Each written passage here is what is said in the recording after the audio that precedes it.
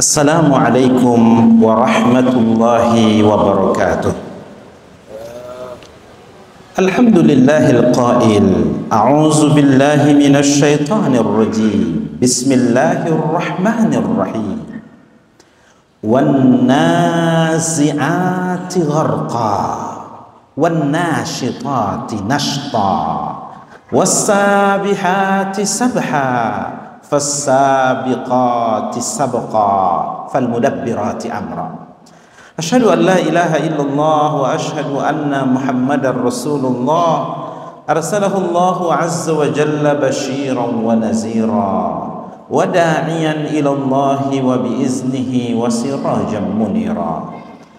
Bapak-bapak, ibu-ibu, hadirin dan hadirat sekalian, sedang jemaah salat zuhur yang mudah-mudahan dimuliakan Allah. Pada kesempatan ini kita akan berinteraksi dengan ayat-ayat firman-firman Allah yang baru saja kita bacakan pada muqaddimah tadi. Itu adalah ayat-ayat firman-firman Allah yang terdapat dalam satu surah yang Allah beri nama surahnya dengan surah An-Nazi'at, yang artinya demi para malaikat-malaikat yang mencabut nyawa dengan kasar, dengan keras. Surah An-Nazi'at adalah surah yang ke-79 di dalam Al-Quran. Dimulai oleh Allah firman-Nya pada ayat yang pertama, wan nazi'ati gharqa. Perkataan nazi'at berakar dari kata naza'a. Satu orang yang mencabut disebut nazi'un atau nazi'atun. Naza'a itu artinya mencabut. Kalau banyak yang mencabut disebut nazi'at.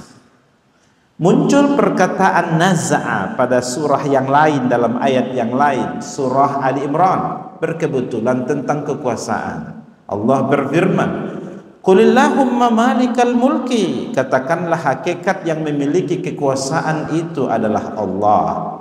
Jadi kalau kita ada yang memiliki kekuasaan hari ini, itu baru titipan dari Allah. Hakikat yang memilikinya adalah Allah. Tu'til mulka man tasha' wa tanzi'ul mulka mimman tasha'. Tu'til mulka, Allah berikan kekuasaan bagi siapa yang Ia kehendaki. Wa tanzi'u, nah ini dia akar kata yang sama dengan nazi'at. Wa tanzi'ul mulka mimman tasha', Allah juga berkuasa mencabut kekuasaan dari siapa yang Ia kehendaki. Ada orang pengen sekali jabatan tertentu, belum dapat, santai saja, Allah belum distribusikan. Ada orang tidak berambisi, lalu kemudian karena bagus kinerjanya akhirnya diangkat menjadi satu jabatan tertentu, Allah distribusikan. Ada orang pengen sekali satu jabatan, tidak peduli halal haram, pijak sana pijak sini, sikut kiri sikut kanan, kalau perlu dia bayar, halal haram tidak peduli, dapat jabatan itu. Tapi 2-3 bulan namanya ada dalam list KPK. Yang malu bukan dia sendiri, istrinya, anaknya, dengan orang satu kampung malu gara-gara dia. Sambungan ayat tadi, wa tu'izzu man tasha' wa tudhillu man tasha'. Allah juga berkuasa untuk memuliakan seseorang yang Ia kehendaki. Dalam waktu yang sama Allah juga berkuasa untuk menghinakan seseorang yang Ia kehendaki. Bapak Ibu hadirin sekalian yang dimuliakan Allah, ulama menggarisbawahi kenapa Allah menggunakan kata mencabut kekuasaan. Bukankah mencabut itu konotasinya kasar, keras? Kenapa tidak mengambil?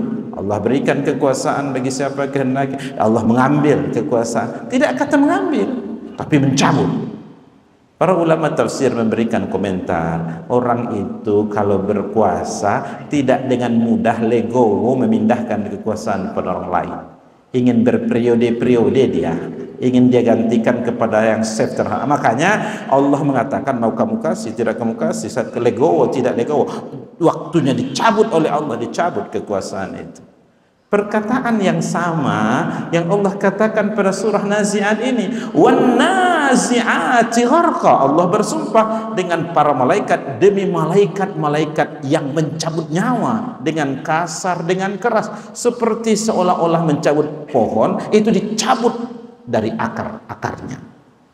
Siapakah yang dicabut nyawanya dengan kasar, dengan keras? Siapa yang hatinya begitu melekat dengan dunia ini, tidak mau berpisah dengan propertinya, tidak paham, tidak mengetahui bahwa ada satu lagi kehidupan akhirat? Orang kafir. Orang kafir.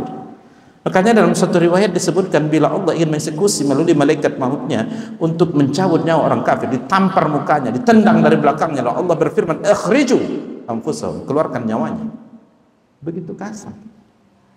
Tapi berbeda dengan ayat berikutnya dengan bertolak belakang. Wan nasyitati nashqa, demi para malaikat yang mencabut nyawa dengan tenang, dengan perlahan. Perkataan nasyitat yang berakar dari kata nashta, pada mulanya Bapak Ibu dulu yang pernah berpengalaman di kampung menimba air pakai timba lalu ditarik dengan pelan. Kenapa ditarik dengan pelan? Agar air yang ditimba itu utuh full sampai di atas. Oh, kalau ditarik dengan kencang bisa tinggal sepertiga, bisa tinggal seperdua. Menarik dengan tenang, dengan perlahan, dalam bahasa Arab itu disebut nasyitah atau nashta. Maka oleh karena itu, wan nasyitati nashta, demi para malaikat-malaikat yang mencabut nyawa dengan tenang, dengan perlahan. Seperti orang mau tidur, mengantuk, sorongkan bantal. Ada orang yang lagi ruku, innalillah. Ada orang lagi bersujud, sudah meninggal dunia. Ada orang yang tadinya pamitan untuk tidur selamanya. Innalillahi wa inna ilaihi raji'un. Siapakah yang nyawanya dicabut dengan tenang, dengan perlahan oleh malaikat yang bertugas untuk itu? Orang-orang beriman. Kenapa? Orang beriman itu dia datang ke dunia ini, dia merasa bahwa tidak ada bawa apa-apa. Seketika datang malaikat maut untuk mencabut, biasa saja, santai. Bahkan ada satu riwayat yang disebutkan, idza kana al-'abdu ahabba ila Allah fa kana Allahu ahabba ilaihi. Jika satu hamba itu begitu sayang cintanya kepada Allah Subhanahu wa taala, lalu Allah pun mencintai dia. Jadi perjumpaan dengan Allah itu yang diimpi-impikan, berpisah dengan dunia ini santai, biasa saja. Itu orang beriman. Karena saking cintanya kepada Allah, pertemuan itu sangat diimpikan, dinantikan. Bapak Ibu hadirin dan hadirat sekalian, dua ayat pertama dari surah An-Nazi'at ini melukiskan, menggambarkan kepada kita ada model-model kematian. Ada kematian seorang yang seolah-olah dia dipermainkan oleh malaikat, dicabut nyawanya dengan kasar, dengan keras, menderita. Ada model kematian yang dicabut nyawanya dengan tenang, dengan perlahan. Oleh karena itu Bapak Ibu sekalian, sebagaimana arahan baginda Nabi Muhammad, kita diarahkan untuk bermohon, berdoa kepada Allah agar dianugerahkan kematian yang tenang, yang lembut. Dalam bahasa agama disebut dengan husnul khatimah. Dan kita diarahkan baginda Nabi Muhammad berlindung kepada Allah Subhanahu wa taala dari kematian yang tragis, kematian yang menggenaskan, yang dalam bahasa agama disebut dengan su'ul khatimah. Pada ayat seterusnya kembali Allah bersumpah, kali ini Allah bersumpah masih dalam tugas malaikat-malaikat, was-sabihati sabha, demi para malaikat-malaikat yang bertasbih memuja-muji Allah. Nah, ini masalah rukun iman, percaya kepada malaikat, di mana jumlah para malaikat itu jauh lebih banyak dari kita jumlah manusia. Ada 100 kita sekarang di masjid ini, malaikatnya ada minimal 200, karena setiap kita ada rakib dan atid. Bapak Ibu yang dimuliakan Allah, dan malaikat itu makhluk Allah yang sangat taat, tingkat tinggi kepada Allah Subhanahu wa taala. Tidak pernah berbuat dosa, tidak pernah berbuat maksiat. Kalau mereka ikut terlibat dalam mendoakan kita, tembus langsung ke langit, tidak ada penghalang. Pada ayat keempat kembali Allah bersumpah, fasabiqati sabqa, demi para malaikat-malaikat yang berlomba-lomba menyahut perintah-perintah Allah. Ditutup mukaddimah surah ini dengan fal mudabbirati amra, demi para malaikat yang mengatur urusan-urusan dengan rapi. Jangan sempat ada dalam pikiran kita Bapak Ibu, itu buktinya Allah itu lemah, butuh bantuan malaikat-malaikat pembantu. Nah, wa huwa ala kulli syai'in qadir. Allah itu atas tiap-tiap sesuatu maha berkuasa. Tetapi Allah memaparkan kepada kita sedemikian rupa, ada malaikat yang bertugas mencabut nyawa, ada malaikat nanti yang menjaga surga neraka, ada malaikat yang terlibat dalam penurunan wahyu. Ini menunjukkan kepada kita bahwa dalam teori manajemen pembagian tugas-tugas dengan rapi, well organized. Maka Allah ingin menyampaikan informasi dengan pesan itu, lakukan pengorganisiran dengan baik, pekerjaan-pekerjaan tugas-tugas supaya dia rapi. Bapak Ibu hadirin dan hadirat sekalian sidang jamaah salat zuhur yang dimuliakan Allah, ada satu hari di mana hari itu nanti akan ditiupkan trompet sangkakala. Itu di ayat yang ke-6. Yauma tarjufur rajifah. Tiupan trompet itu ada 2 kali. Tiupan pertama dalilnya yauma tarjufur rajifah. Malaikat yang diberi tugas untuk meniupkan trompet itu namanya Israfil. Tiupan pertama yang akan berefek, dimatikan, dibinasakan seluruh yang pernah ada. Manusia, hewan, tumbuhan dibinasakan semua. Tetapi tidak lama berselang setelah itu, maka ada tiupan yang kedua. Dalilnya ayat berikutnya, tatsba'uhar radifah, diiringi tiupan yang kedua. Tiupan yang kedua itu berakibat, berefek dihidupkannya kembali manusia yang sudah mati, mulai dari yang mati pertama di zaman Nabi Adam sampai yang mati paling terakhir, dihidupkan kembali. Bapak Ibu hadirin sekalian, ada satu riwayat disebutkan bahwa itu trompet sudah di bawah bibir seperti ini, tinggal menunggu kode dari Allah, tap, langsung dibunyikan, tidak pakai lama. Dalil hadis itu ingin menunjukkan pada kita bahwa waktu untuk ditiupkan trompet itu tidak lama, dalam waktu lama lagi. Itulah sebabnya orang beriman di dalam hatinya selalu mengatakan kiamat itu sudah dekat. Sementara orang-orang kafir menganggap bahwa kiamat itu masih jauh, masih lama. Itu yang Allah katakan dalam surah Al-Ma'arij, innahum yarawnahu ba'ida wa narahu qariba. Mereka menduga bahwa kiamat itu masih jauh, orang kafir. Sementara orang beriman menganggapnya kiamat itu sudah dekat. Kalau tidak menambah pahala hari ini Bapak Ibu, minimal tidak menambah dosa. Bagaimanakah keadaan kita ketika trompet itu dibunyikan, ditiupkan oleh Israfil? Hati-hati manusia gemuruh, takut, khawatir, gundah gulana. Ini yang disebutkan pada ayat berikut. Qulubu yawma izin wajifah. Kenapa hati-hati manusia takut, khawatir? Karena sebentar lagi isi yang ada dalam hati itu akan dibongkar, akan diperteli. Bapak Ibu kalau punya rahasia, lalu rahasianya dipublish di hadapan publik, malu, nggak tahu muka mau taruh di mana.